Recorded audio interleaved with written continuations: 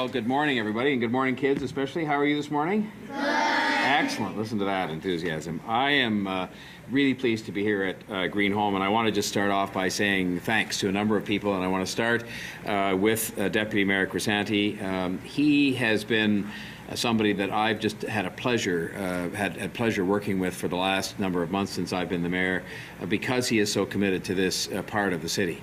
And I've probably now been up here with you in various ways to your town hall meetings, some sad occasions, some happier occasions like today, 10 or 12 times since I became mayor.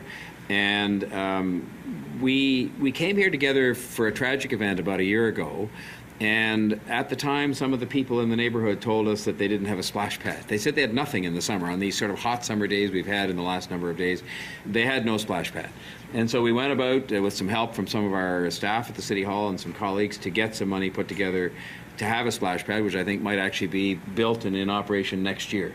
Right. But we just said this is not good enough. And it's an odd thing that as I spend more and more time up here, that it seems in some of the areas of greatest need there are the least in the way of facilities, and it is a failing of the system.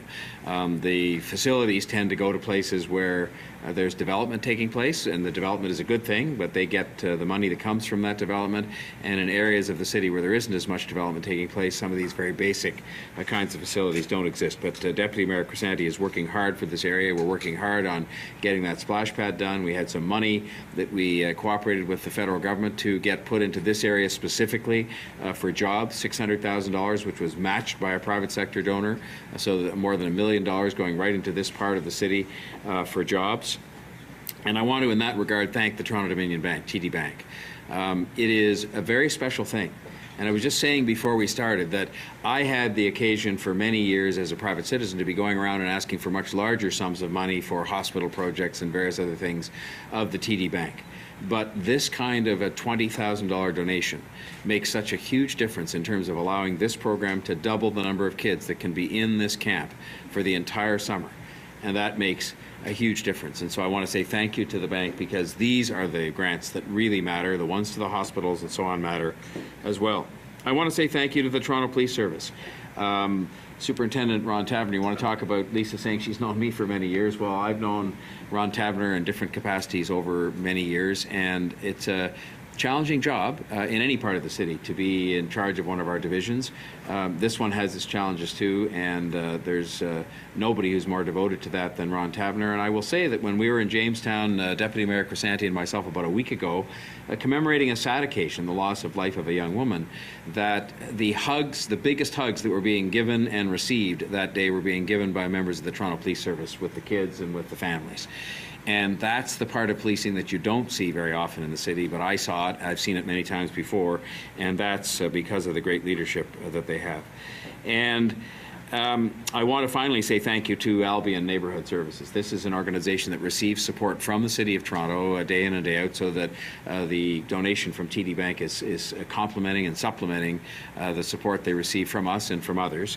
But they, Lisa, the Board of Directors, all the people involved do a fantastic job working with the kids and making sure that programs like this are the success that they are.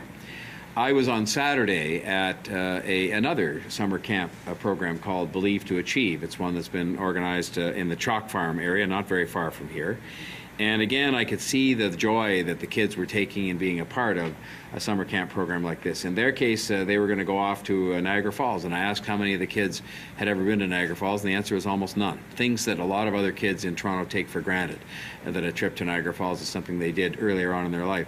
Let me ask you, how many of you guys have been to Toronto Island, to Centreville before? One. They're going to Toronto Island, to Centreville, as part of this camp program.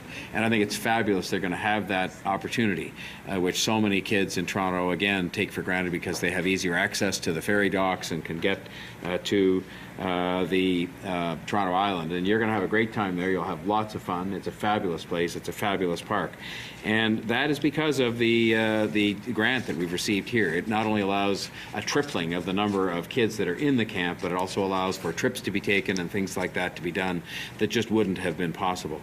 And I'm going to challenge today other people in the private sector. Yes, the government has its responsibility, and we have to, I think, rejig the way we do some of these kinds of funds so that these kinds of programs and the facilities that sometimes will go with them, whether it's splash pads or recreational facilities, are not totally dependent on development taking place in different parts of the city. But so too do we need partnerships in the private sector. And I'm encouraging and I'm challenging people in the private sector to step up and emulate what the TD Bank has done, because a relatively small amount of money for some of these big enterprises can make a huge difference, tripling the number of people able to go to these summer camps, expanding the programs that those kids experience to include trips and so on. And I just think that these are programs that help young people to build self-esteem. It helps them to have a positive slate of activities for the summer months. It helps them to be together over the summer months. Kids who go to school together but want to stay together over the course of the summer when the schools are closed. And it gives the parents more options and flexibility, quite frankly. There's a lot of parents that are left in a very difficult situation when school's out, but they're still having to go to work, and there aren't necessarily the programs that will keep these kids occupied. And so again, I'll just reiterate my thanks to all involved: TD Bank, Albion Neighbourhood Services, Toronto Police Service, and just say to you kids that I hope you have a good time at the rest of the camp for the rest of the summer, and I hope you'll join me in giving let's have a big round of applause for TD Bank.